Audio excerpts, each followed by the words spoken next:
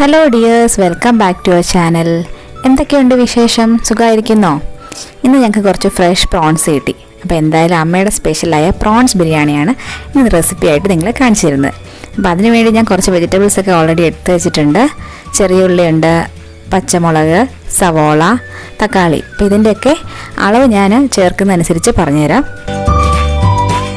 നമുക്ക് 1 കിലോളം വരുന്ന പ്രോൺസ് ആണുള്ളത്. അപ്പോൾ നമ്മളത് ക്ലീൻ ചെയ്തിട്ട് ഉപ്പും കുരുമുളകും മുളക് പൊടി ഇട്ട് മാരിനേറ്റ് ചെയ്തിട്ടുണ്ട്.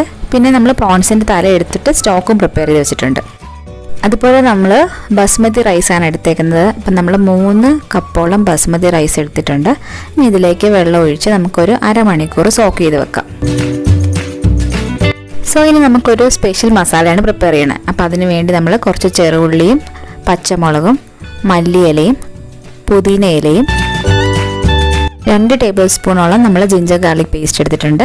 ഇനി ഇതിലേക്ക് ഒരു 3-4 വറ്റൽമുളകും കൂടി ഇട്ട് നമുക്കൊരു പേസ്റ്റ് രൂപത്തിൽ അരച്ചെടുക്കാം.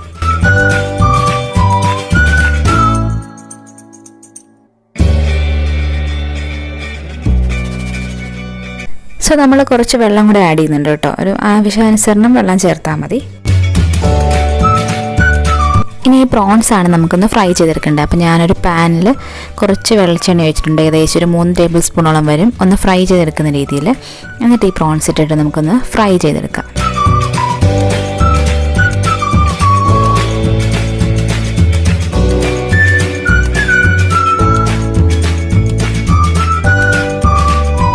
ഒരു 5 മിനിറ്റ് ആയപ്പോൾ തന്നെ ഒരു സൈഡ് മൊരിഞ്ഞിട്ടുണ്ട്. അപ്പോൾ ഇനി നമുക്ക് മറു സൈഡൊന്ന് മറിച്ചിട്ട് കൊടുക്കാം.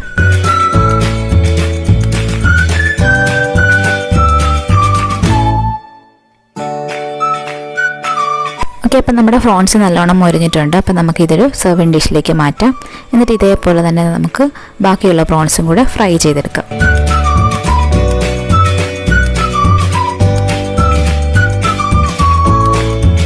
നമ്മുടെ റെസിപ്പിയിലേക്ക് കുറച്ച് ഫ്രൈഡ് ഒണിയൻസ് വേണം. അപ്പോൾ അതിന് ഞാനൊരു പാനിലേക്ക് 3 ടേബിൾ സ്പൂണോളം വെളിച്ചെണ്ണ ഒഴിച്ച് കുറച്ച് ഉള്ളി ചെറുതായിട്ട് സ്ലൈസ് ചെയ്തിട്ട് വറുത്ത് കോരിയെടുത്തിട്ടുണ്ട്.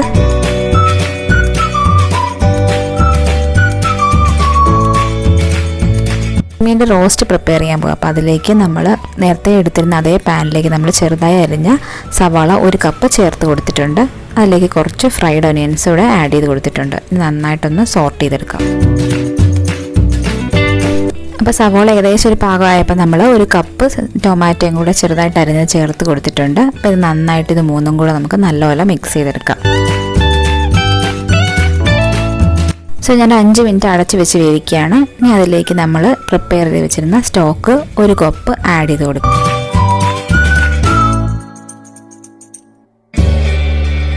നമ്മുടെ ചെമ്മീൻ നന്നായിട്ട് തിളച്ച് വന്നിട്ടുണ്ട്. അപ്പോൾ നമ്മൾ നേരത്തെ പ്രിപ്പയർ ചെയ്ത് വെച്ചിരുന്ന ആ masala paste 3 table spoon add ചെയ്ത് ഒന്ന് മിക്സ് ചെയ്തെടുക്കാം.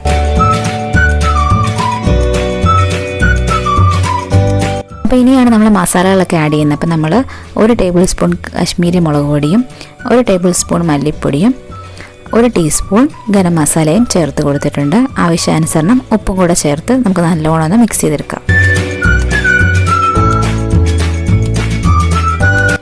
അപ്പം നമ്മുടെ ഗ്രേവി ഇതാ പ്രിപ്പയർ ആയിട്ടുണ്ട്. ഇനി നമ്മുടെ വറുത്ത് വെച്ചിരുന്ന പ്രോൺസും കൂടെ ചേർത്ത് നല്ലപോലെ ഒന്ന് മിക്സ് ചെയ്തെടുക്കാം.